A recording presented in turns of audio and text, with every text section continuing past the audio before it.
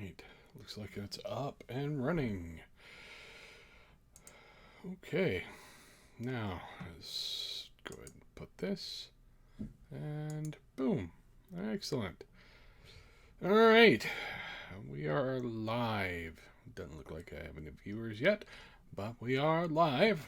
Welcome to the second review stream on Twitch for Basics of the Game. I'm Jeremiah. Nice to see you guys again if you end up following this on video on demand. And just for the record, I do actually post this up on my YouTube channel as well after the fact. So if you miss it here and you don't want to deal with Twitch for whatever reason, it's also going to be up on YouTube. And I plan on doing that going forward on all of these. Just to make things easier, and I've got a long-running YouTube channel on there anyway with a bunch of content, so feel free to go check it out. Now, as to what we're talking about today. Today, we're talking about Edgar Rice Burroughs' John Carter of Mars, Adventures in the Dying World of Barsoom. This was actually sent to me by Modifius Entertainment as a review copy, a PDF review copy. And this is their latest of the 2D20 RPGs. 2D20 is interesting. They have been using it as the core system for a number of games. The Star Trek is probably the most successful, I would guess.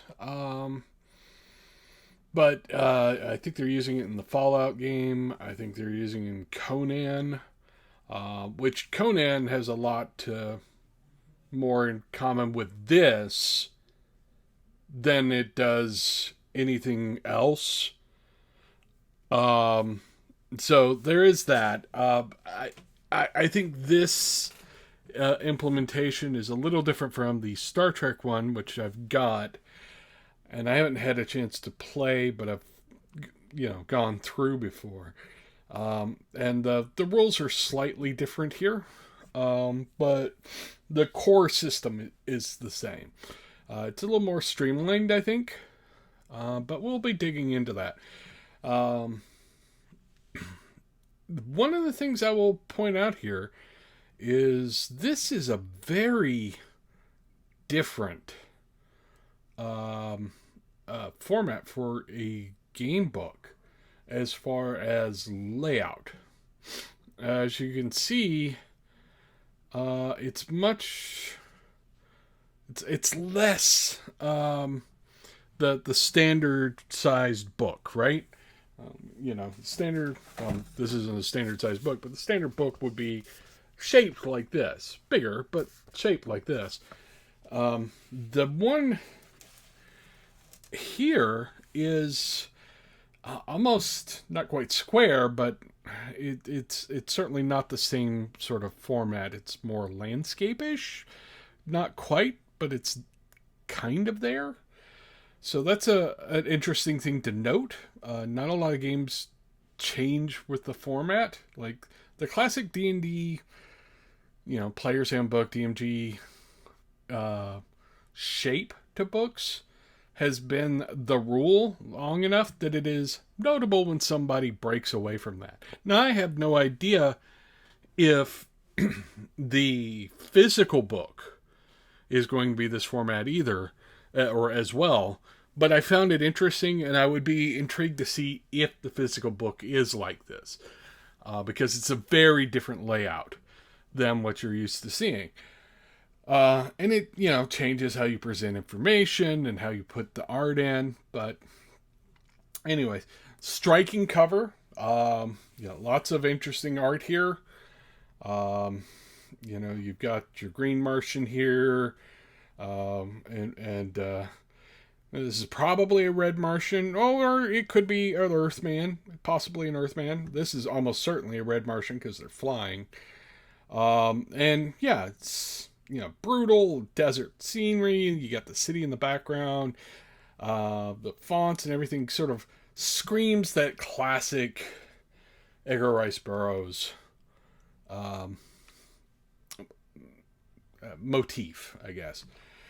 Anyway, it's a nice bit of art. I am impressed. Um, Now, first things first, we're going into opening up with some maps. Uh, the interesting thing with John Carter of Mars is it's kind of based on a map. Um, Percival Lowell drew a bunch of maps that showed canals um, on Mars. And this was a striking image, right? This notion that there were a civilization of doing, uh, showing signs from across space, right? And here you have the uh, the canals that you can see from above. Now, this was not actually canals. There were no canals. But due to the optical limitations of the telescopes of the time, atmosphere, and all that, it's what they saw. And that image apparently influenced Burroughs to cause him to write a story of what that civilization might be like. Pardon me. And it's pretty clearly a good sort of striking otherworldly realm, and in some ways you can treat it just as the same as the maps of Middle Earth or what have you. The map establishes the world that you're looking at.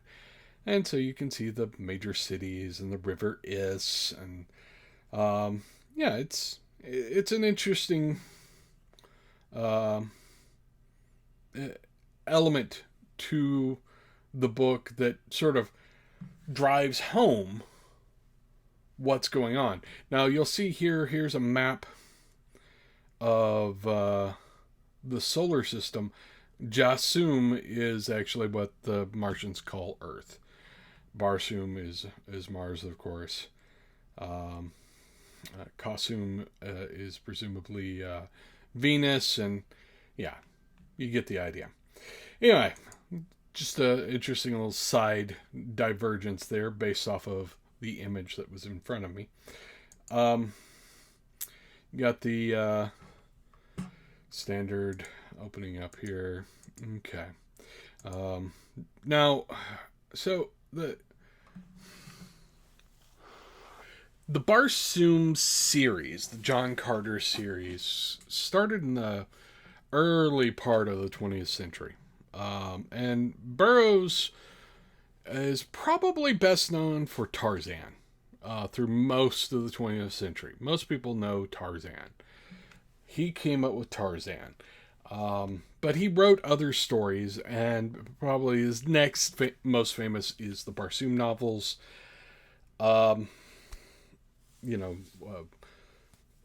The Gods of Mars, Warlord of Mars, Princess of Mars. They're basically a guy goes to Mars through some odd mystical thing. He's projected to Mars, and he discovers that on Mars he has basically superpowers because rightly it was pointed out that, hey, on Mars you've got less gravity holding you down, and so you can, a human on Mars would be a veritable Superman. We'll leave aside the actual science here. I think it's worth going ahead and saying it up front. The term product of their time absolutely applies to Burroughs' stories. And sometimes product of their time is sort of a broad sweep to write off a bunch of sexist, racist tropes that were common at the time. Um, you have this brought up with Howard. You have this brought up with Lovecraft. It comes up with a lot of the pulp writers from the time, and there are a lot of arguments both for and against actually making that statement. Right? We're in a modern time set. So maybe we don't necessarily need to put up with some of those tropes as much. And the rule book here actually does its best to sort of address those concerns. It might have spent a little bit more time on it, but they do address them, right? They do talk about, yes, this is problematic. It was from the time, but there's a bunch of stuff here that you can still like. You can still enjoy, as long as you acknowledge that those were problematic things. And you have similar discussions about Lovecraft or the Conan stories or what have you. And honestly, John Carter is a very strange outlier in some regards. So the hero is a Confederate soldier who was, the competent man trope to a certain extent. He is, strong-jawed and smarter than everybody around him apparently, and able to outfight everyone, and he's the competent man. And on first blush, you could be confused as to how you would put that into a role-playing game. Stories that focuses on a singular competent hero don't necessarily mesh well with the image of the of a group of players, which is what you get in most role-playing games. And this is, does its best to deal with that. Honestly, if you remove John Carter himself as an individual, the world painted here is fascinating, right? You have ancient societies with long-lived races that have vast schemes going on, and there's a conflict about how the religion is actually a tool for controlling and ultimately harvesting people. So it's an interesting mix of things here that makes a good world for you to explore with a party. But like Conan, to a certain extent, you have to kind of pull the primary hero out and turn that primary hero into a group of heroes. And just, that's going to be one thing that's different from the fiction. Put that out there. But they do a good job of explaining how to do that. The game does actually give you some major terms. It's got a nice little glossary here. This I'm less excited about in some regards. The measures of Mars. Forgotten Realms did this. A couple of other game worlds have done this, where it's like, we're going to present all our measures and of time or weight or distance in the in-world equivalent. And honestly, that is just confusing to the person reading the rulebook. That said, they say they're going to do that here, but most of the time when they're presenting them, what they'll say is, this is, and they'll say whatever the the in-world equivalent measurement is, and then put a little parentheses beside it that tells you what the real world version of that is. So it sounds like it could be awkward, but it ends up not being awkward. So I think they struck a right balance here with that, in that, we want you to start using these terms because it invests you in the world, but they don't force it so hard on you that you can't understand what's being said. When they try and use those terms, they try and give you the real world equivalent throughout the book, so okay, you don't have to come back to this page and look it up and go, okay, that's what they meant. So that's as good a balance on that as you are going to strike. But yeah, you've got your classic glossary here, places, white Martians, white apes, red Martians, green Martians. The helium is actually a city, not the noble gas in this regard. Locations, it's pretty straightforward.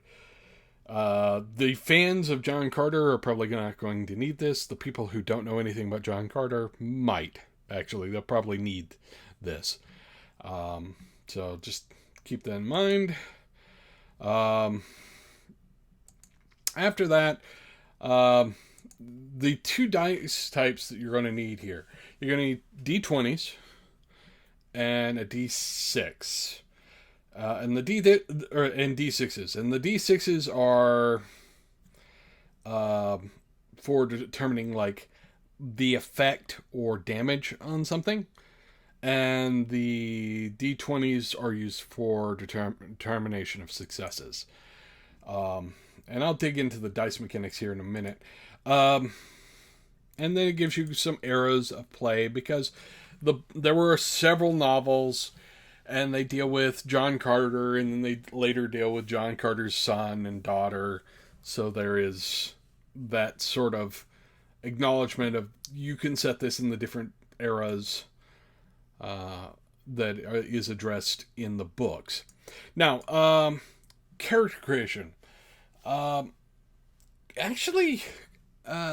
if this is the first time I deep dived into 2D20's character creation system, and after I got done diving in here, I went and actually looked at the Star Trek book to sort of have a comparison. This character creation is much more stripped down than, say, the Star Trek one. I haven't looked at some of the other 2D20 games yet, so I find myself wondering what the variations are like between the different games. This one's pretty straightforward and kind of stripped down. There's not a lot of moving parts with creating your characters. You have your starting attributes, ranging from 4 to 12. And starting player characters start with 4 for each of their attributes. They will be modified by race, descriptor, and archetype. So 4 is your starting, you're an average person, and then everything else is modified by race or other elements. And we'll go into that. The race thing is weird. So they give you a few notes here about, traits of the different races and what they understand about the world. And some of them have telepathy and all of that. The presentation for races is, remarkably different than, say, like D&D or some other game that you might think about. Now, this part is about the same as you would present in any game. The attribute bonus, okay. D&D, Pathfinder, lots of games do this. The attribute bonus is just sort of a standard, role-playing game trope. There's some systems that have moved away from it, but it's a way of just giving you distinction. And you can add +2 to any one of the following, and +1 to to any other. So it's not like, well, these races are just innately smarter than, or innately more daring, or innately more empathetic. It's just these are the areas they're known for, and you can pick which one you are. So it's less focused than, say, a D&D race in that regard.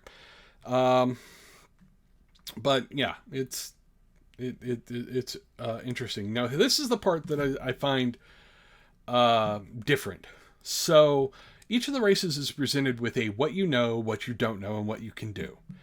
These are sort of assumed to be basic things. You don't need an extra skill to let you do these things. In a lot of games, these would be listed as skills, and the racial write-up would involve actually writing, giving you bonuses in the skills that this race is supposed to be good at. But in this case, it just says what you know. And I'm using the Red Martian as an example, but all of the races that they present are presented in kind of like this. What you know. You speak and read Common Barsoomian. You know your nations and your neighbors. You have likely heard of great cities of Helium and Zodanga. Even if you don't hail from there, you know of the threats, politics, customs of your home kingdom. You know the basics of airship operation and Red Martian science. That, in most games, would be like separated out in a bunch of different skills. This actually is just, you know these things, period. Okay. What you don't know. Customs of people in hidden places and remote locales. So these are that's an area of knowledge that you will have a problem making any checks to know anything about them. What can you do? This is more active skills, I guess, in most other games, but they just list it as what you can do. You know the basics of self-defense, including use of blades and firearms. You can operate basic machinery, use medicines and machines common to Red Martian culture. You can fly most vehicles under normal conditions and ride trained mounts. Again, that in most games would be a set of skills, and you'd have a number bonus that was added because you happen to be from a particular race. Sort of like halflings used to give a bonus to sneaking or something like that. In this case, they just say you know it, or you don't know it. And I find that to be an interesting idea. And it specifies that you know a little. You don't even have to roll dice for things that you generally know. I don't need to roll dice to know anything about the history of, Helium if I'm playing a Red Martian. If I'm from Helium, I just know it because I'm a Red Martian. It's like, okay, you're from New York. Yeah, you kind of have a basic understanding of who LaGuardia was, or your Tammany Hall, or anything weird going on in the history. You know the general geography of New York City if you lived in New York City. Red Martians have that level of knowledge that they don't have to use dice to determine. They go, hey, do I know this? And the game master says, yeah, you know that. So that's interesting. And all of the races are sort of presented in that regard. They also introduce talents, and I'll dig into that a little bit more with the classes, but here's a good example in Green Martians. They have a racial talent, forearmed for war. Your warlike combative culture and forearms give you an edge in combat, allowing you to attack with multiple arms or steady your rifle with ease. And this is how they're presenting talents throughout. And again, this is something I kind of find fascinating. It's different than what I am used to in some other systems. It gives you a circumstance and an effect. If you meet the circumstance, then you get the effect. The circumstance in this case is when attacking with melee weapons or using a rifle. The effect, when you generate momentum while attacking with melee weapons or rifle, gain an extra momentum. And I'll dig into what momentum is, but it's just you get this, period. Okay, cool. You don't have to roll to activate. You don't have to declare anything. I'm in this circumstance, so I get this thing. You have the Okar, the so-called yellow Martians, Earthborn. You're like John Carter. You came from Earth. You get a racial talent, basically allowing you to jump. And then they give some rules for mixed heritage, the classic half-elf or what have you. Actually, in the John Carter stories, the son of John Carter and Deja Thoris it becomes a major character. So does the daughter. And they sort of describe what happens when you have two races combine. What traits do they get? I should actually make a note. The races native to Mars are egg layers for some reason. So, yeah. So, when Deja Thoris gave birth to John Carter's son, she laid an egg. And he came out of an egg. And that's a little weird. I'm not going to lie. That's a little weird. But there you go. Anyways, you also have the Firstborn, which are the Black Martians. I did mention that the whole issues of race come up. Part of the reason why people will bring up the whole race issue is because he actually colorizes the different races of the of Barsoom, and it's not always great in that regard. So, but again, you have to accept it is a product of its time. They do address it in the rulebook. Try and move away from the bad tropes and move towards the good tropes. That's the best way to handle that. Move away from the bad things and move towards the things that are actually still relatively interesting and cool. Then you get into archetype. Archetype is basically a class, right? Fighter, rogue, cleric, what have you. The archetype is basically your job, what you're good at, what your skills are in. And they have a range of them. And they give you a list of, here are the attribute bonuses for just being of this particular job. And it gives you a suggested talent. You can change this talent out, but generally speaking, these are sort of skill, the talent that you would need to be good at this job anyway.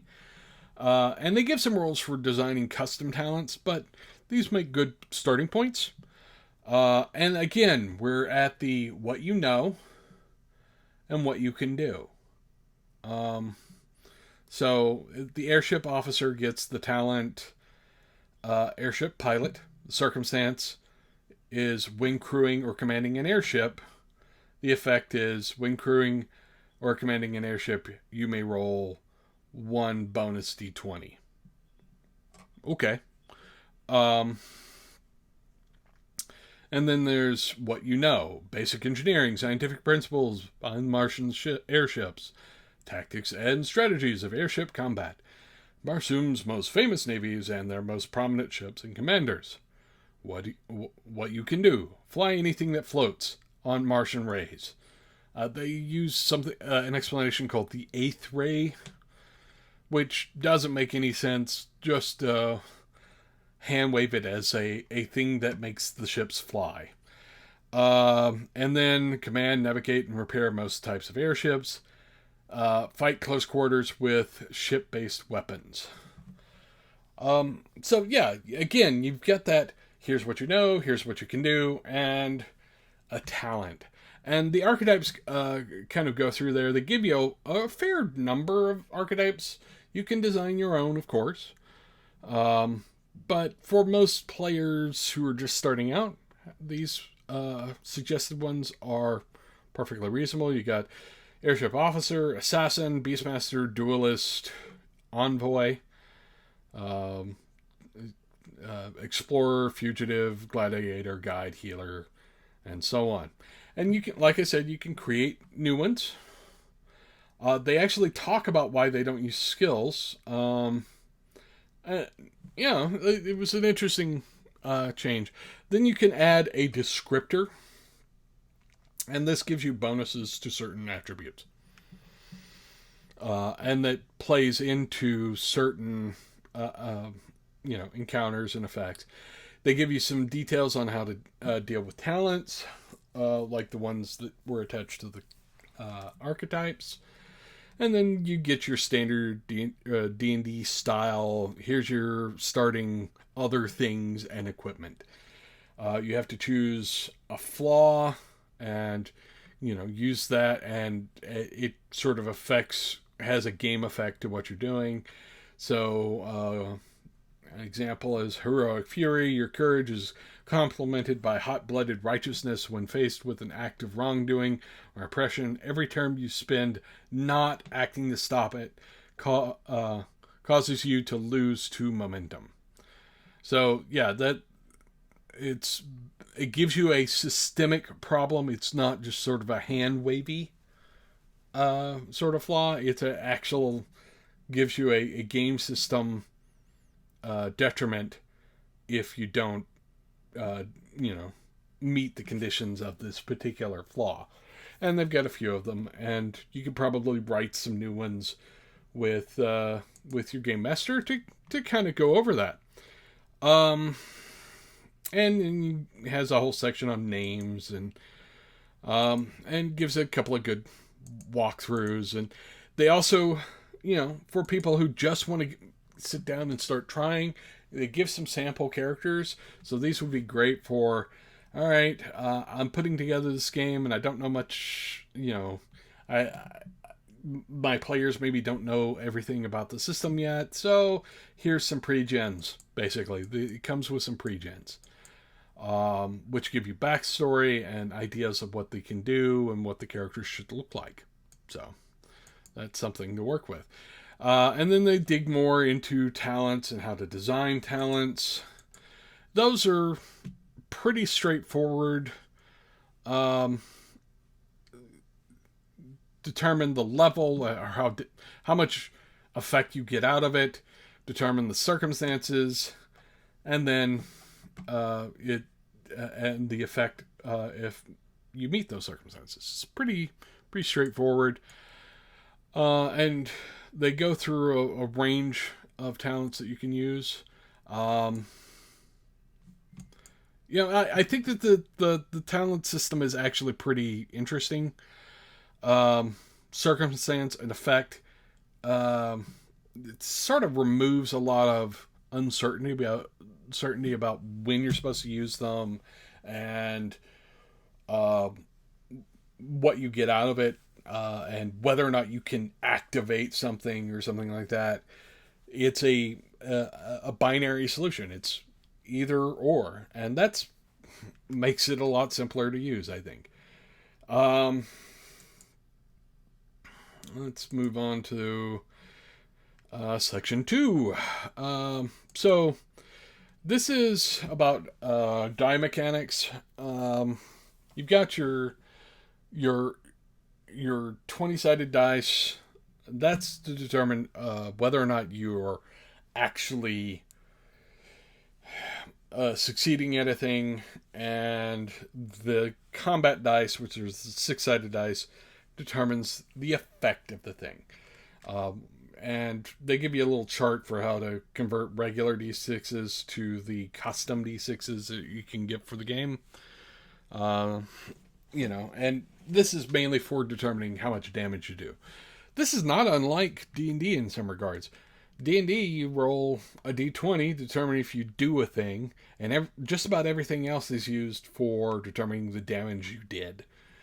This is very similar. What is different here is, and I'll go ahead and dig into the die mechanics here. You are rolling multiple d20s, and up to 5. I think 5 is the maximum you can get in any single roll. And you're going for a target number. You're trying to go below the target number, not over the target number. The target number is determined by your attributes. So, say your 2 attributes that you want to use. All right. I'm going to use daring and cunning, I guess. And if you roll below daring and cunning, so daring and cunning would be 9, right? And you would roll a d20, and if you get below a 9, you succeed. That's a success. But that's not all of it. So there are a few other things going on here.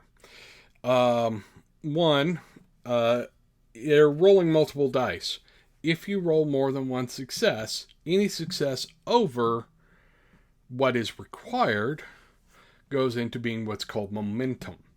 Now, how many successes you require is determined by the difficulty rating of what you're trying to do. So, if the difficulty rating is a D2, you need at least 2 successes to succeed at what you're doing.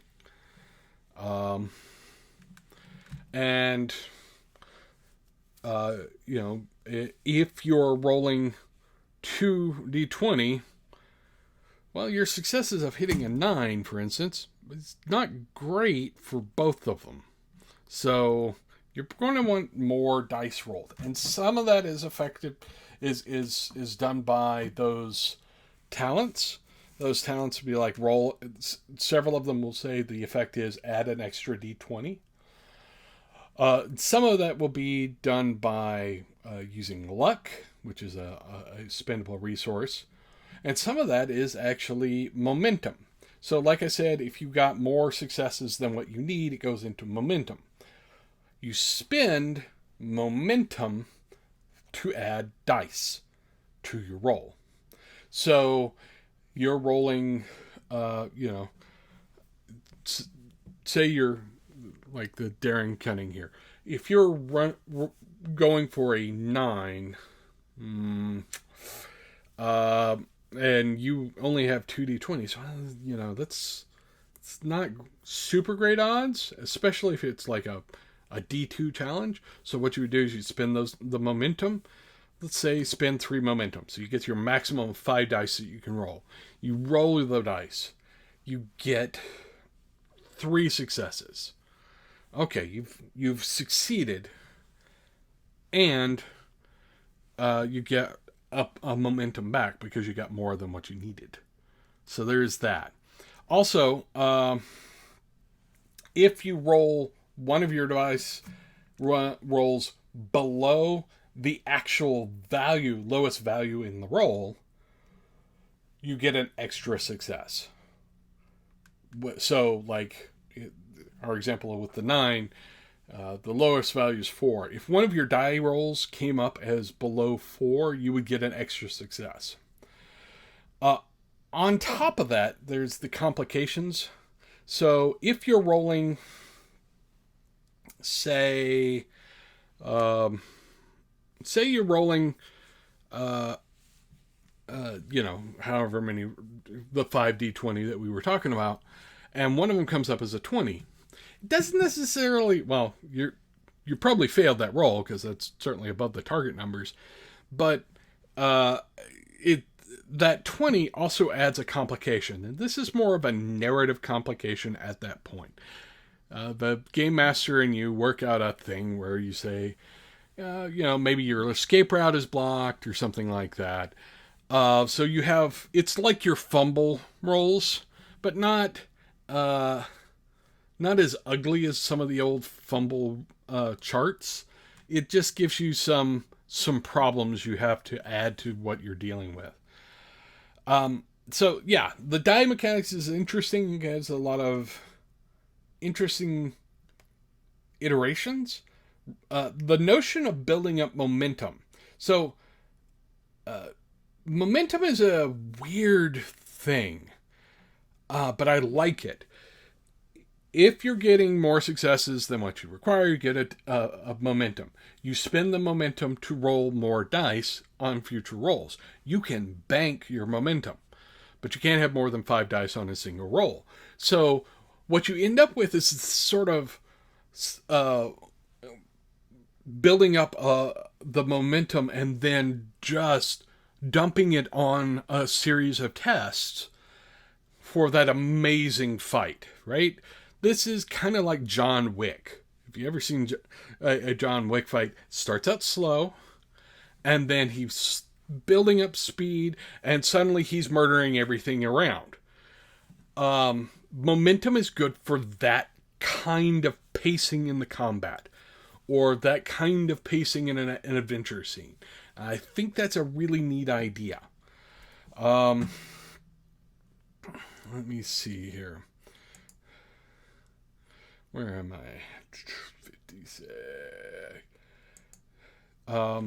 So yeah, you can spend the momentum to do that, and then by spending the momentum, you're actually relatively likely to get dice back, which is interesting too. So yeah, I like that system.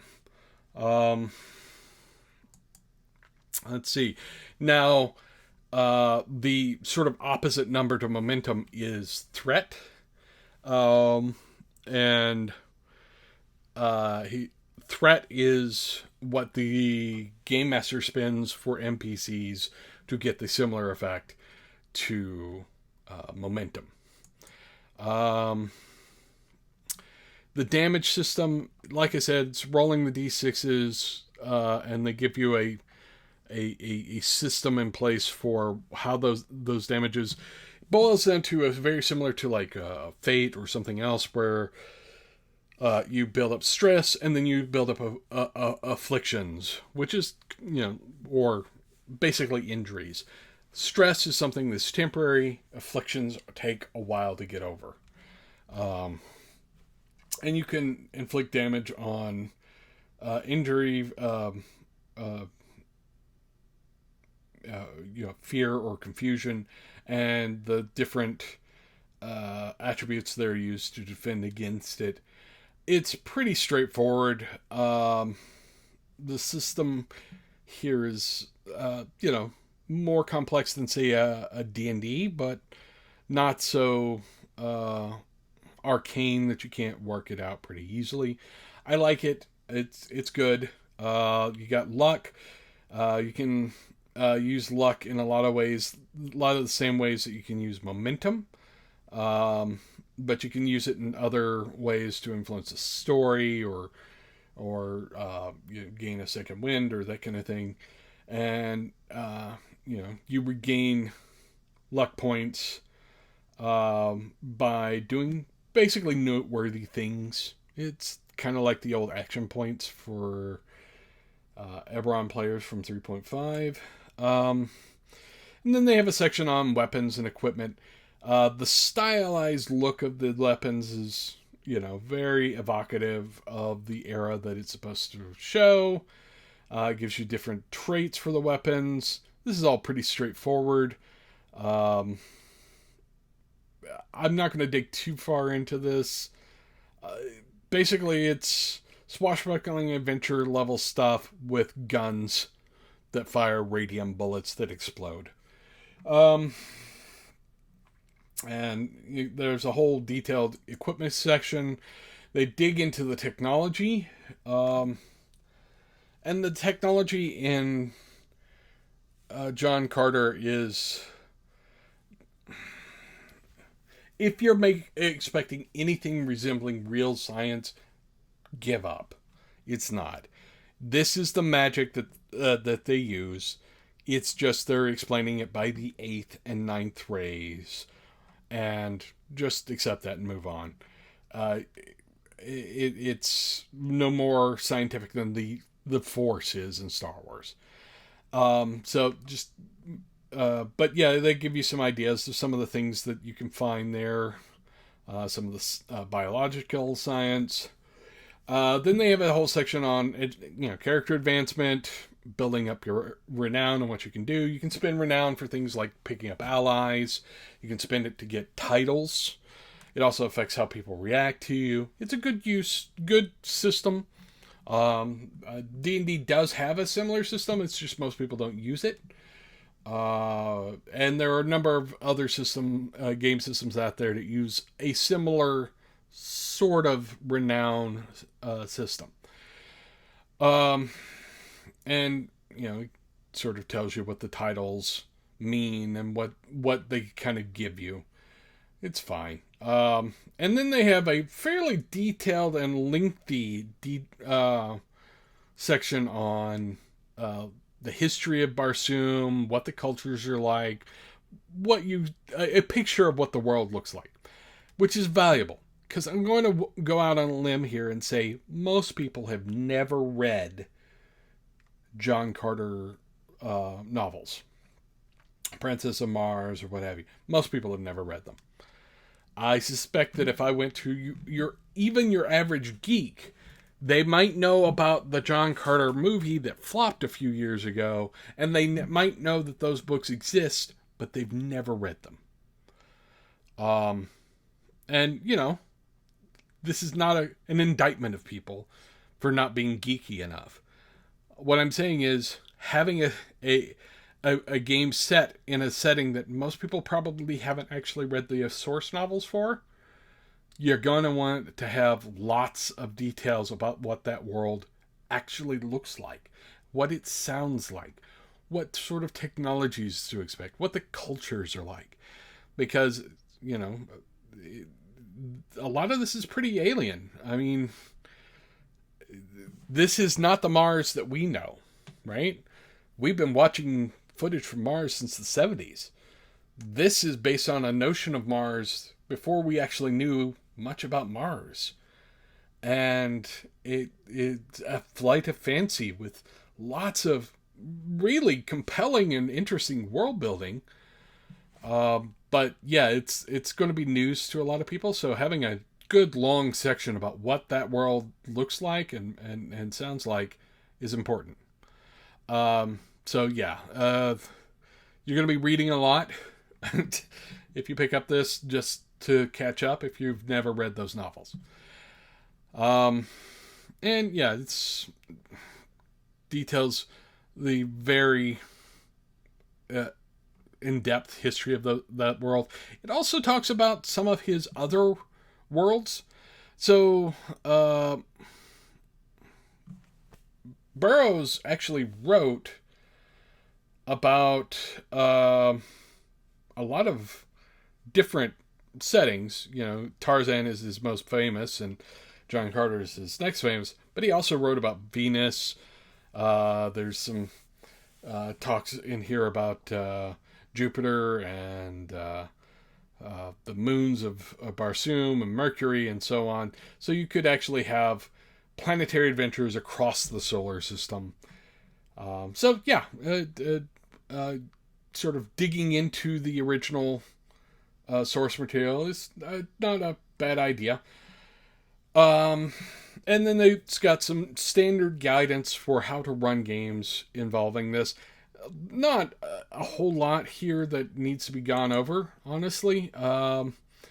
The advice section is solid. And it's going to be relatively familiar to most people who've ever played or run a role playing game. And they make a point of describing the conventions of the genre and how to build out the game to match the world. They have a monsters section. It's basically a monster manual for this setting. They also have a section after that of talking about different powers and that get demonstrated: illusion generation, basically empathy with certain kinds of monsters, mind control, all of that. And then they go into the stats for the various named figures in the fiction. Deja Torres and John Carter and their son and their daughter and the big bad guys. And it's, pretty good write-ups for all of them, honestly. It's enough that you would have something to work from even if you weren't familiar with those books. But maybe not enough to give you an in-depth look into them. If you want an in-depth look into them, maybe read the books. And some standard insert here NPCs. You've got there's also an adventure which you can run people through. It's not unusual, and it gives you some ideas of some further adventures that you could do. So that is John Carter of Mars. What do I think of it in the long run? I mean, my overall opinion of it. I think this is the part where I'm going to be honest. I'm not a big fan of the novels. I've read one of them, and by the time I got around to reading it, my sensibilities had changed somewhat, so I had a hard time getting into it. I was much more of a Conan guy, younger, and I didn't pick up John Carter until much later, and I had a hard time getting into them. So I was less invested in John Carter than maybe the people who wrote this. If you're invested in John Carter, this is going to be an excellent game for you. The question is there enough in the game to be of interest to people who are not fans of John Carter of Mars? I think there is. I think the rules are interesting. I think that the rules are really fascinating, and the momentum system is really cool. I like that. It's got a good pacing mechanic for your action scenes.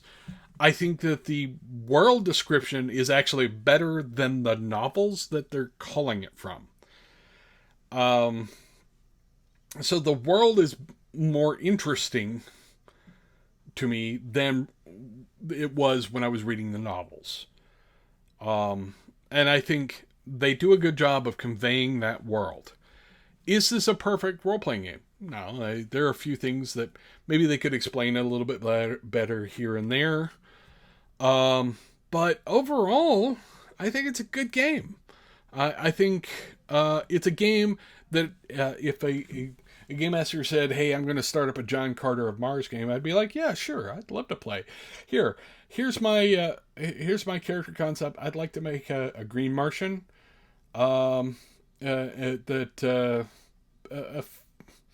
He's not an assassin or anything. He's more of a ranger type, I think I would go for something like that. Maybe a